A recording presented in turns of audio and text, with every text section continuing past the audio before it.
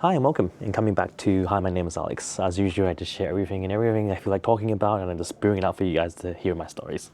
And also start off, as you guys were aware or you don't know, I am in a 2-month challenge to myself personally to produce 3 videos every week and to see where it goes, because I'm seeing too many people online doing the same thing, pulling that off, and I want to give it a go myself. And if I can do that, then anyone else can too. And I'll teach it back to you guys while I'm at it. Well, anyway, let's get to the topic. I want to tell you something about my past, a little history talk. In one of the jobs I used to do, a lot of my work that I've been a contractor most of my life, and that just happens to be how when I got out of uni, finished my master's and I did my degree, and it just fell flopped from my face because during the financial crisis, which was I was in, there was just no work in my field, zero. Absolutely zero. And I had to think out of the box and took opportunities when it came at me and find opportunities. You can't just sit in your ass and wait for things to come to you. It just won't happen.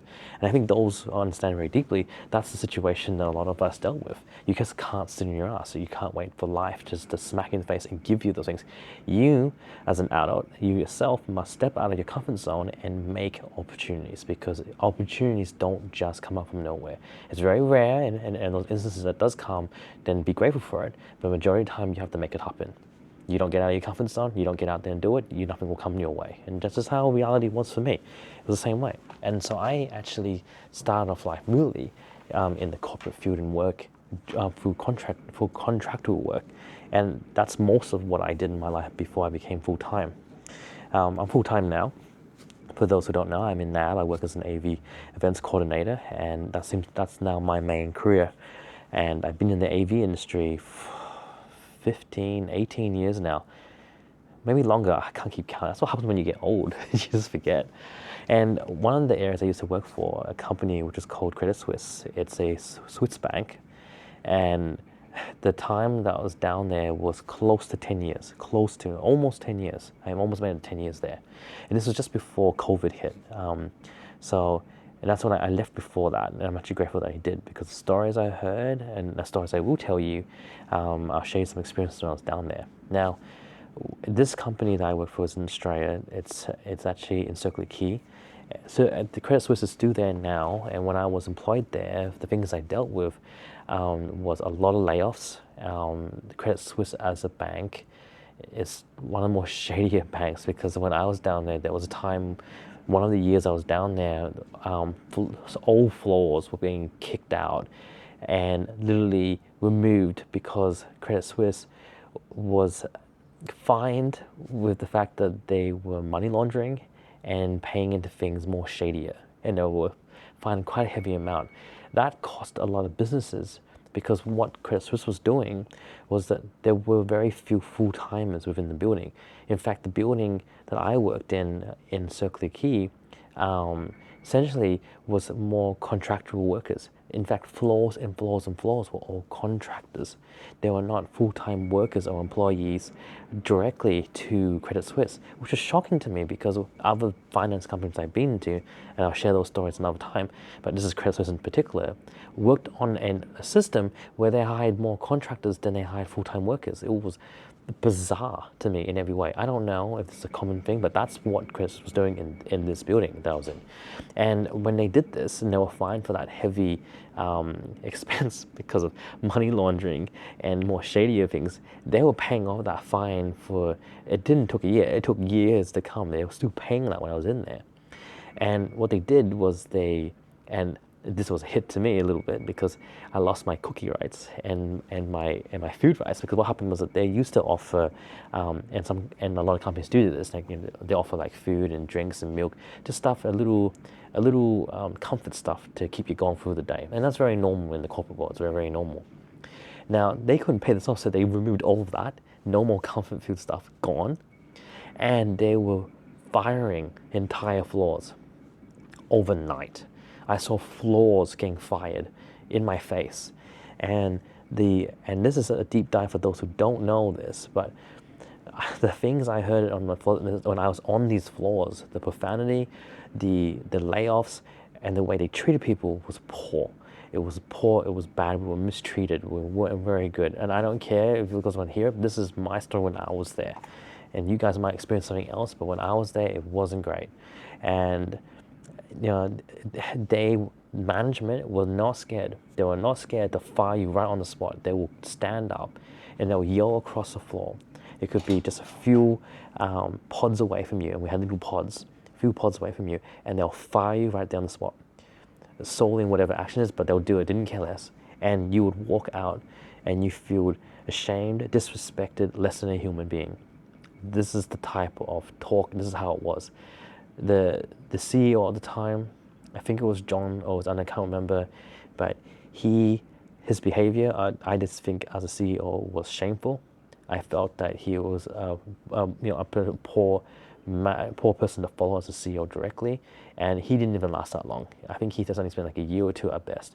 But I dealt with him directly, and every time I was down there, it was normal for him to blow off his nut and go crazy on the floor, and this was accepted. This was accepted. Human resources didn't protect you. There was no union. There was none of that. They say they have it, but not. In fact, it was more towards protecting their employees that was full-time to Credit Suisse. Contractors were garbage. We were treated like nothing, and we were let go just like that. So if you weren't careful what you said, what you did, what you done, and the work that you did, it was awful. I had a bad time there, and yet I managed to stay there close to 10 years. I almost did my full 10-year service. Now, mind you, on a different note, I've yet to have my long service leave. I'm close to my 40s now, and I never once achieved my long service leave because I would leave before that happens. And yes, in this case, I kind of felt that, and I talked to my wife about this too, that I was glad that I left in time. That I don't know if it was a sign of God, or maybe someone was blessing me from up high, but I swear it was like the right time when I left, because COVID was on its way, the bushfires was coming down, and for those who don't live in Australia, we had one of the baddest bushfires ever in that period, which then not long after that led to COVID. Not long after that, so it was all kind of like one disaster after the next, and especially in my final years at Credit Suisse before I left. And again, thank God I did. But going back to Credit Suisse, and I'll share that story another time, guys. But this is about Credit Suisse. This bank I was working for, management would fire people on the spot. It didn't matter who you were, what place you were. Most of it was contractors. The business was hit by literally fines where they pretty much did unspeakable things and kind of laundry marketing, and so it was just bad. And even we had a CEO that was just awful to us and awful to his people, and he was bad. It was a bad experience. This is working directly for Credit Suisse at the bank, and I was one of its employees as a contractor. This is a true life story, and I would hear this. When I was there, I was actually employed there to teach Lotus Notes. That was my background experience at the time, because I picked up a new skill. Again, picking up skills gets you work, and this is one of those examples. At the time, I didn't have any AV experience at all. I had no background in audiovisual. I had no clue what that was. I knew of them because I worked in other insurance companies, and that's tend to be my area. It just happened to be. And when I was in there, what I experienced, I was teaching this, but Lotus Notes was actually going to a part where it was now being downgraded and pushed to Outlook and other platforms and other mediums to use, to other things to learn. So I was actually slowly being pushed out, even though that was what I was hired for. And that's normal, applications are like that. And then I saw a job offer within Credit Suisse, which just said they were looking for people who work as audiovisual technicians. Now, mind you, I had no experience. So my manager at the time, who was the IT manager, came to me and had a full talk and said that, would you be interested in being an AV technician for Credit Suisse? I said, boss, I have no experience in AV. I don't even know what that means. I didn't at the time. You hired me as an expert in Lotus Notes, and I taught that to the people I had to teach, and they learned that skill set. But he goes, as we're moving on now, we need to think of moving to other things, and I think you're a good fit for this. Now, in a way, I'm happy that I had this chat with my manager, and he saw something in me that I didn't at the time. And so he sat down. So this is how I'll break down how that meeting went. It's kind of surprising, and you don't get this all the time. So he sat down with me. He goes, okay, AV is a lot easier than you think it is. I know it's not. Trust me, I understand that. I know it's not. For those who are AV technicians there, it's not so easy at the start. Learning takes time. I get that. So push it aside. This is how my conversation went. My manager sat me down, had a chat with me, and goes, Alex, I think you would be a good fit to work as an AV technician. I said to him, how and no. And he goes, wait, Alex, let me explain why I think that you could be a good fit. Now, let's just talk about this on a more reasonable steps, okay? All right. Suddenly, the screen has shut down. The mics are dead. What is your process of elimination? How would you work that out? I go, do I really need to be in this situation? I don't even know how I'm supposed to answer. He goes, no, Alex, just before you say no, before you break this, I want you to break it down. What would you realistically do as a person, as a human being, if you were in that situation and you had to fix that problem? What would you do to fix that problem? I said, okay, hypothetically. He goes, yeah, hypothetically. Okay, well, if that was the case, I guess I would, go to the AV rack room, if there is one, and turn off the power, the basic switch on switch, right? I guess I'll follow the cords and where it's leading to see where it's breaking down. Where's the initial step where it is. I'll call someone that happens to be either my teammates or people that's involved in there so I can work this out. If it gets worse than that, I guess I'll call our AV service if we have them. If we're the only ones that's different, I have to learn it, then I have to learn it. If not, I maybe call a service that services these equipment and then go from there. And then from that point, I'll try to figure out if I have the tools in front of me to figure out what's going on, why it dropped in the first place. And worst case scenario, I'll throw him to another room that works. And he kind of gave me a small clap and said, I'm giving you the job. And I was going, what? I gave you a hypothetical answer. I didn't even know that's right. Because to be honest with you, that is kind of the right procedure to approach something like this. Now, yes, Alex, you're going to be challenged and faced with other different problems, but this is kind of where you kind of have to break this where it starts. I said, well, can you tell me what the situation is? Because, I'm kind of nervous here. You don't just get this out of the blue, out of nowhere, right? Like, come on. He goes to me, well, to be honest, our AV person that's in charge here is leaving soon. He'll be leaving in less than 5 days. I'm going to move you to this role because just your answer alone is the first step of getting into it.